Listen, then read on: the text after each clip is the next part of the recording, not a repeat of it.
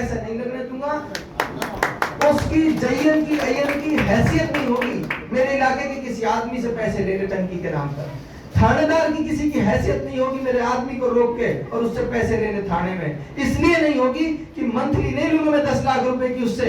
आज थानेदार को मजबूरी है, थानेदार की उसको 10 लाख रुपए महीने की मंथली चुकानी पड़ती है आपके रहनुमा चुने हुए को। अफसोस की बात है, इससे ज्यादा बुरा क्या हो सकता है। किसी कोई आदमी मर जाए, अल्लाह ना करे, उसके बच्चों को सरकार पालनहार स्कीम में पैसा देती है।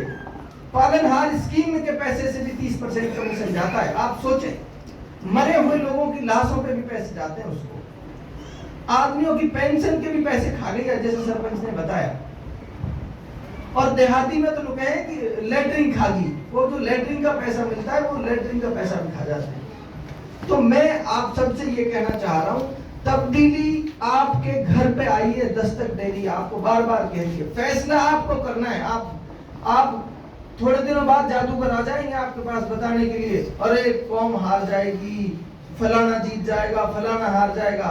1.5 साल से 2 साल से मेहनत कर रहा हूँ आदमी के पास जाकर, और आप भरोसा रखो 100% जीत के आ रहे हैं। 100% टिकट मिल गया तब भी जीत के आ रहे हैं, टिकट नहीं मिला दावे के साथ कह रहा हूँ आप जीत के आ रहे हो इस बार।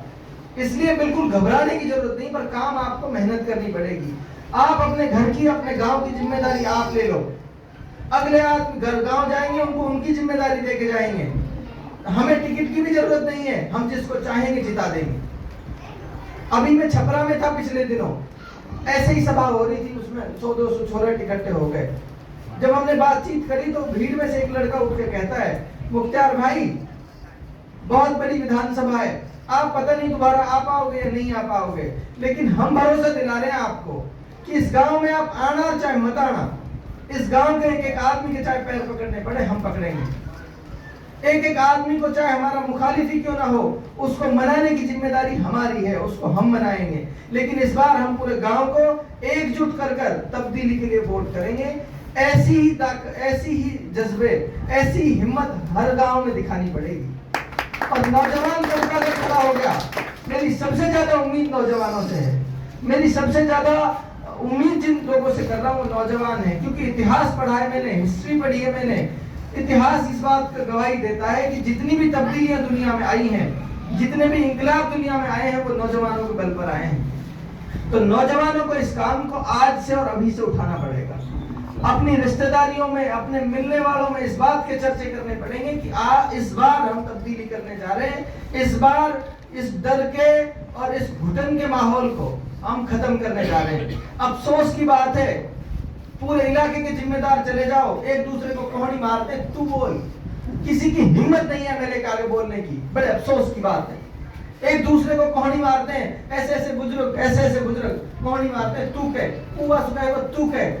ऐसे ही ऐसे में कोई बोलता है बेचारा दबी आवाज में, ना बोले, उसके सामने बोलने की हिम्मत नहीं है। आप सोचो, मैं ये कह रहा हूँ, मैं ऐसा माहौल बना दूंगा, कल को गरीब का बेटा भी अगर पढ़ के आएगा ना और वो ये कहेगा मुख्तार मैं तुझसे अच्छा चला सकता हूँ इस इलाके को, तो उसको पूरा मौका मिलेगा कि मेरा विरोध कर पाए। वो ये कह पाए कि तेरे खिलाफ चुनाव लड़ूंगा। मैं ये काम नहीं करूंगा कि मैं मेरे खिलाफ कोई चुनाव लड़े तो उस पर मुकदमे लगवा दूं झूठे। आप सोचो, मेरे खिलाफ 5,000 की लूट का मुकदमा दर्ज कराया, 5,000 रुपए की। ज्यादा मैं तो ये कह रहा था कम से कम इस 5,000 को 50,000 ही करा देते तो समझ में आता। और जो FIR 5,000 की लूट की है उसमें 4 सरकारी मुलाजिम है मेरे साथ। वो इसलिए है कि इन मुलाजिमों के डर से ये टूट जाएगा। मैं मुबारकबाद देता हूँ ऐसे बेटों को, इसी कौम के ऐसे बेटे भी हैं। 4 सरकारी नौकर है, मैं उनके नाम ले लेके बताऊंगा किसी दिन मंच पर, अल्लाह ने मौका दिया तो। उन 4 के 4 ने मुझसे ये कहा मुख्तार नौकरी चली जाए चाहे, पर पीछे नहीं हटना है।